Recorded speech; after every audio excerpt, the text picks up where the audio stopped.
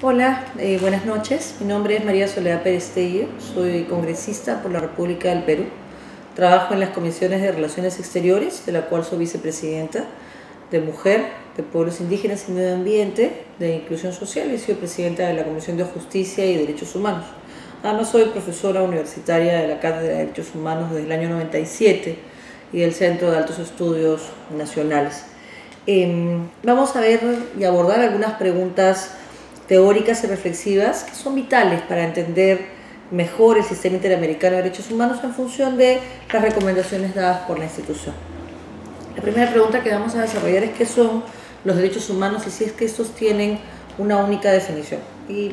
para aproximarnos a las diversas denominaciones de los derechos humanos tenemos que entender que esos han sido llamados a través de la historia derechos naturales, derechos innatos, libertades fundamentales, derechos del hombre y del ciudadano, libertades fundamentales, y ha sido confundido cada una de estas denominaciones con la doctrina imperante de la época. En la práctica todos han tenido un denominador común, que es la conciencia del individuo o del ciudadano de que el órgano o el orden social establecido le debía un determinado trato. Y este conjunto de derechos humanos, que nace formalmente como derecho internacional de los derechos humanos a partir de la Segunda Guerra Mundial, lo que hace es recoger o codificar estas aspiraciones de la humanidad por una vida mejor. Decía un manual de derechos humanos publicado por el Ministerio de Justicia de Perú que definir los derechos humanos era como definir el amor. Y esto porque los defensores de derechos humanos siempre han estado cuestionados o han pretendido vincularlos con movimientos de izquierdas o derechas en función de la ideología imperante en el gobierno que fiscalizaban. Porque quien defiende derechos humanos no hace otra cosa que defender los derechos humanos como límite al ejercicio del poder del Estado. Cuando este límite es sobrepasado, evidentemente quien siente que está dentro del ejercicio de su poder se siente violentado, y eso no es así. En realidad los derechos humanos se convierten en eso, en un límite al ejercicio del poder del Estado, en base al derecho, a la norma, la garantía de la seguridad jurídica como la certeza más o menos razonable de cuál va a ser la conducta de los poderes públicos y del Estado al desenvolvernos dentro de las causas del derecho y la legalidad. ¿Cómo es que se fortalece la gobernabilidad de nuestros países americanos con una adecuada aplicación de los derechos humanos? Yo creo que no existe el concepto de paz si es que no entendemos a la paz como la cúspide de la pirámide y a la justicia social como su base, que ese es el concepto acuñado desde la OIT, única institución que nos queda de la Liga de Naciones. Y en ese sentido, hablar de gobernabilidad es hablar no solamente de Estado de Derecho y de democracia, sino también de derechos humanos, de desarrollo y de la íntima relación que tienen estos conceptos: democracia, derechos humanos y desarrollo. No es posible entender el Estado de Derecho y la división de poderes si no entendemos que esto surge como respuesta al caos imperante en la sociedad. Desde Locke hasta Hobbes y Rousseau han entendido explicar ese tránsito del estado de caos o de naturaleza, donde había una libertad ilimitada con un mínimo de seguridad y regía la ley del más fuerte, a un estado de derecho donde hay un límite al ejercicio de la libertad, pero a cambio recibimos seguridad. En este contexto los derechos humanos se convierten, desde el punto de vista filosófico, en las normas en las cuales se fundamenta el Estado, pero también, ya desde el punto de vista del derecho internacional, en un control más allá de la norma y más allá del poder o abuso del poder de un gobernante, con un control organizado a través de Naciones Unidas o OEA, que lo que busca es que situaciones como la de la Alemania nazi, por ejemplo, no vuelvan a repetirse. Me preguntan también, en razón a esta necesidad de fortalecer la gobernabilidad, ¿qué tenemos que entender por el control de convencionalidad? El control de convencionalidad es similar al control de constitucionalidad de una norma. Es decir,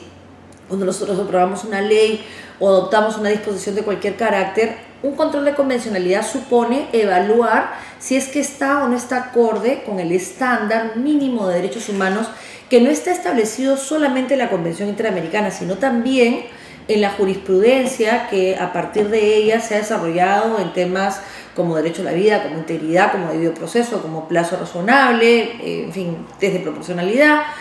y en las opiniones consultivas que han desarrollado en mayor medida, por ejemplo, los derechos de los migrantes y sus familiares, o la pena de muerte, o los derechos de los periodistas, la libertad de expresión, etc. Así que este control de convencionalidad lo que hace es evitar que los estados incurran en una responsabilidad internacional en cualquier supuesto de vulneración de un derecho. ¿Qué retos actuales afronta el sistema interamericano para su fortalecimiento? Yo creo que esa es una de las preguntas más interesantes. Me dicen que me pronuncie, por ejemplo, sobre la nueva relatoría que se quiere crear en la Comisión Interamericana sobre Derechos Económicos, Sociales y Culturales y del Trabajo en la nueva Convención sobre Personas Adultas Mayores, pero en realidad voy a hacer la respuesta un poco más amplia dado el tiempo. La nueva relatoría lo que hace es atender la demanda de los tiempos, como en su momento surge la relatoría para la libertad de expresión, dando todos estos famosos principios que hoy hemos visto serían tan importantes, por ejemplo, para la libertad de expresión en Venezuela, y garantizar de esa forma que una serie de violaciones a los derechos humanos que se están dando puedan ser conocidas para que la comunidad se pronuncie. El sistema lo que afronta es el reto de superar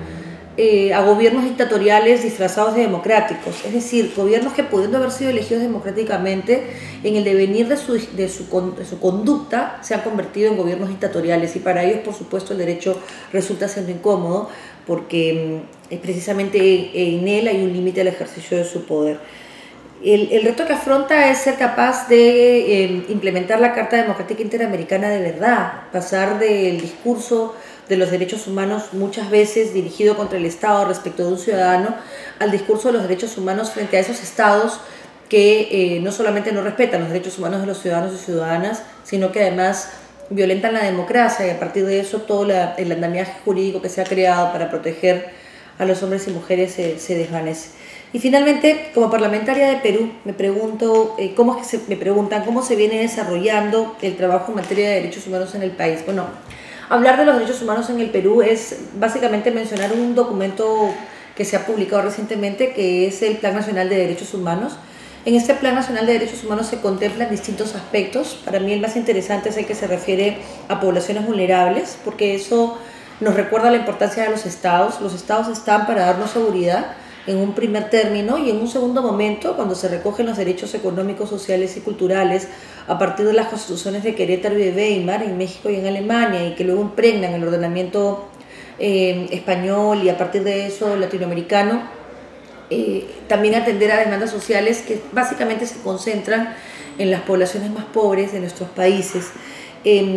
Así que lo que estamos haciendo nosotros es fiscalizar que este Plan Nacional de Derechos Humanos se implemente, que sus indicadores se cumplan. En el Perú tenemos un problema muy serio en el tema del Plan Integral de Reparaciones, que tiene que ver con las víctimas en la época del conflicto armado. Así que trabajo básicamente con desaparecidos, todo el área de exhumaciones, y hay 6.000 fosas pendientes de exhumar, de dignidad en el momento del entierro, de reconocimiento de las reparaciones simbólicas y de las reparaciones económicas, las reparaciones en materia de educación y de salud. Trabajo temas de trata de personas, puntualmente el específico es la explotación sexual. También nos pronunciamos sobre explotación laboral, pero en realidad estamos poniendo el acento en esta esclavitud del siglo XXI en su forma más aberrante, que es la explotación sexual infantil básicamente. Y trabajamos también poblaciones vulnerables en niños, especialmente los que se encuentran en una situación de vulnerabilidad agravada, no solo por su condición de niños, sino porque, por ejemplo, están en una zona de friaje en Puno, a más de 5.000 metros, y mueren congelados, o los niños invisibles, que Naciones Unidas ha denominado así, por ser los hijos de las mujeres privadas de libertad que lamentablemente cumplen una condena con ellas sin haber cometido ningún delito. Así que el trabajo se viene desarrollando lentamente. Muchas de las cosas se complican porque como país todavía no hemos asumido lo que pasó del 80 al 2000, y que muchos fuimos cómplices, que con nuestro silencio permitimos que sucedieran cosas que son inaceptables y que ninguna sociedad se puede permitir. Quería, ya que he absuelto algunas de las preguntas y bastante rápido, agradecer la oportunidad de poder comunicarme con ustedes. Creo que los derechos humanos no son solamente una especialidad, son una opción de vida. Uno respeta derechos humanos cada día de su vida, en el trabajo, si es empresario, si es empleado, si es empleador, en el trato, en la cotidianidad. Y creo que respetar los derechos humanos no se convierte solo en un discurso o en la oportunidad de ser una buena persona, se convierte en la regla de oro para poder convivir en sociedad.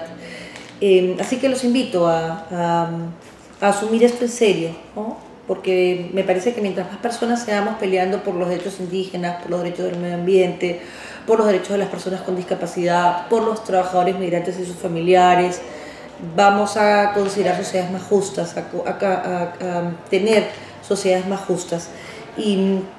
antes de terminar, quiero invitar a los jóvenes estudiantes y profesionales del hemisferio a asistir al Seminario Internacional de Organismos Políticos y Tribunales de Justicia Internacional, que se va a realizar entre el 4 y el 25 de septiembre. Espero que todos ustedes puedan participar y que disfruten lo que otros jóvenes han preparado para ustedes. Muchas gracias, espero verlos muy pronto.